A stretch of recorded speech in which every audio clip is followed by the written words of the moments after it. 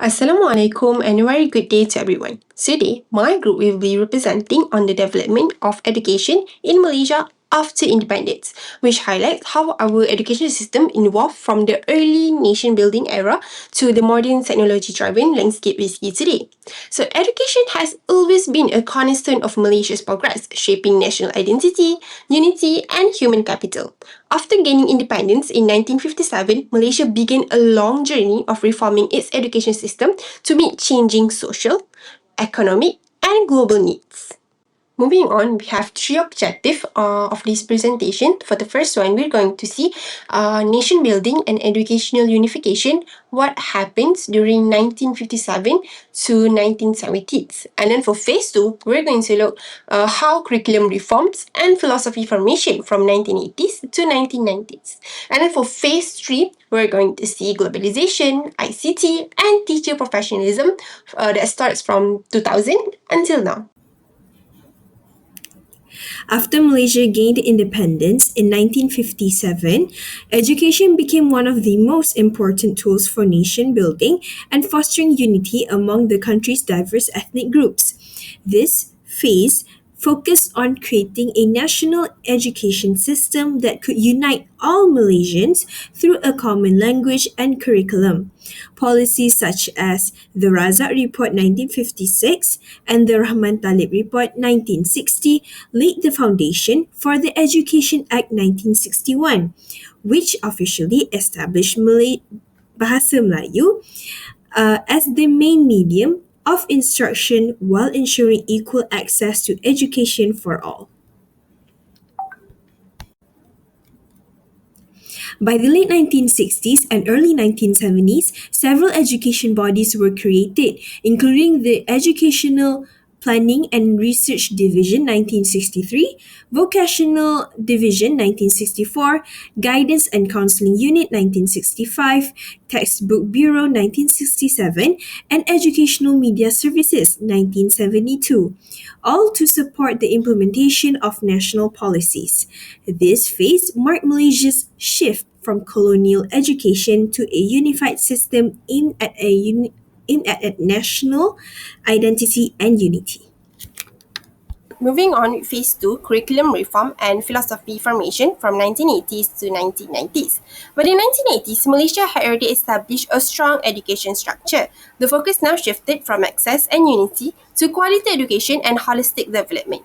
This era is significant because it introduced both curriculum reform and philosophical foundation that continue to shape our education system today. So the first one, we have KBSR that was introduced from 1982, or mostly known as Curriculum Baru Sekolah Rendah, which emphasized holistic child development.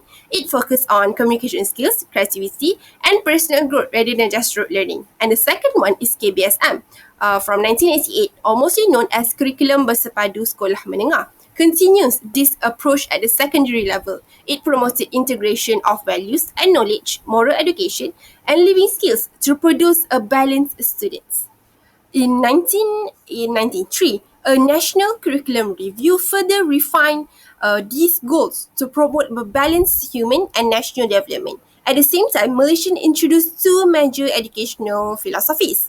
The first one is the Philosophy of Teacher Education 1982, which defined the role of teachers as moral, professional, and progressive educators. And the second one is the National Philosophy of Education 1988, which emphasized intellectual, spiritual, emotional, and physical balance based on belief in God.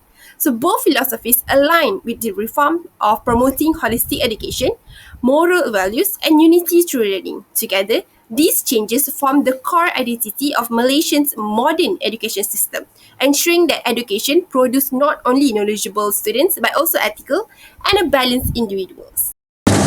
Now let's move on to the phase 3, which is globalization, ICT, and teacher professionalism in 2000s until now present. So the first one here is Education Act in 1996, amended in 2007. It is consolidated previous education acts into a single law for modern education, introduced definitions for distance education centers such as institutions using electronic or correspondence methods for teaching, and lastly, however, ICT and EdTech were not explicitly mentioned, reflecting the early stage of digital transformation. Second is Malaysia Education Blueprint start from 2013 until 2025. It is emphasis ICT integration, 21st century learning, which is PAK 21, and digital competence. It is also promoted equitable access and global quality standards. And lastly, it developed six students' aspirations. First one is knowledge, bilingual proficiency, thinking skills, ethics and spirituality, leadership skills, and also national identity. Thirdly, digital infrastructure enhancement start from 2025 until 2025. Communications Minister Fahmi Fazil announced an allocation of RM 200 million through MCMC to improve internet access in Mara educational institutions. This can strengthen digital inclusion and support equitable learning access for rural students especially, and it can reinforce government commitment to digital transformation in education. These are the newest initiatives 2024 to 2025 in digital teacher empowerment and well-being. There are 1 million allocated for AI and digital skills training for 500 teachers. Collaboration with Apple Professional Learning Specialist Malaysia, which is want to train 100,000 teachers to become Apple teachers.